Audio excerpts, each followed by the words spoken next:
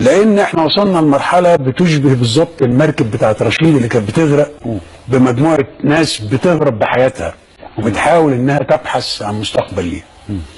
احنا في مركب رشيد دي دلوقتي وبتغرق فعلا وبترسل استنجادات، لكن لا توجد لا رؤيه ولا حد بيمد ايده ولا حد بيعمل حاجه. انا اذكر انه الرئيس عبد الفتاح السيسي في لقائه مع السيده لميس الحديدي، وهي تقريبا حضرتك تعرفها. ايوه في معرفه، سابق معرفه.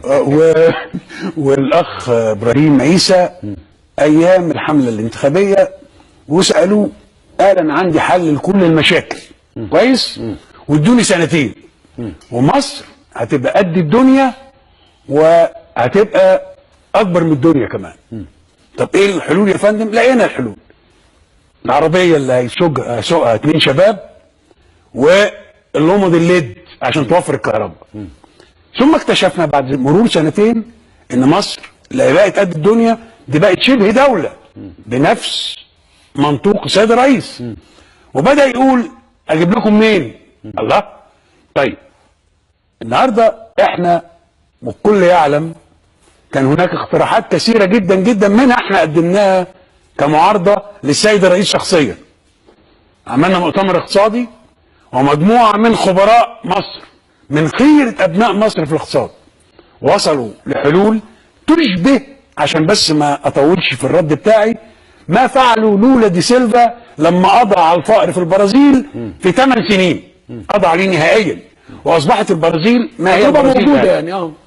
والبيانات عندي وممكن نتكلم ايه عمل ايه لولا دي سيلفا، لكن طبعا الوقت البرنامج مش هقدر اتكلم في كل البرنامج. وتسلم اوراق هذا المؤتمر الاقتصادي للرئاسه شخصيا ولم نصل الينا راي رد ولا حتى شكرا. يعني اللي انا عايز اقوله باختصار ان المساله ابعد بكثير من مساله الاسعار، مساله انه ادوات دوله الفساد والمحاسيب بقوا شخوصها هي اللي عادت مره اخرى الى المشهد وتتصدر المشهد. نفس السياسات لما الدكتور بطرس غالي كان بيدخل القروض في الدخل القومي العام، هو ده اللي بيحصل دلوقتي. ويقولوا للناس لا احنا لسه في الحدود الامنه للقروض. وكل شويه يا سيد الوزيره المحترمه مع كل تقديري ليها تجيب قرض جديد، جايين عاملين حفله ان جابوا لنا قرض جديد، وكأن الاقتصاد المصري تحول اما ان نحصل على قروض واما ان نفرض جبايه على المواطنين. هذه ليست سياسه اقتصاديه، هذه هي سياسه الافلاس. وانا خدمت في امريكا اللاتينيه في الفتره الانتقاليه ما بين النظم العسكريه والنظم الديمقراطيه الحقيقيه، وشفت الارجنتين وهي بتفلس، شفتها.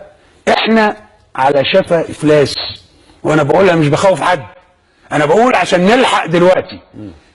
ما عادش المساله ان السيد وزير الزراعه كان فاسد ولا السيد وزير التموين كان فاسد، كلهم بيقولوا احنا بنعمل بتعليمات السيد الرئيس.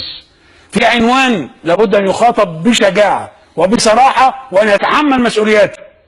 السيد رئيس الجمهوريه النهارده هو الذي يتحمل تماما مسؤوليات السياسات الاقتصاديه التي لا نراها حتى الان. لا توجد سياسه اقتصاديه للدوله، يوجد اعاده انتاج لما عانيناه على مدى 30 سنه من دوله النهب، دوله المحاسيب اللي هم عادوا. ده بعضهم بيكتب مقالات النهارده بينصح الرئيس يعمل ايه، وانا مش عايز اقول اسماء. وحتى الكلام اللي قايله هو اعاده انتاج لنفس الادوات القديمه اللي هي ورطتنا الورطه دي، واللي هي مورطه السيد الرئيس حاليا فيما يعاني منه حكومتنا الحاليه.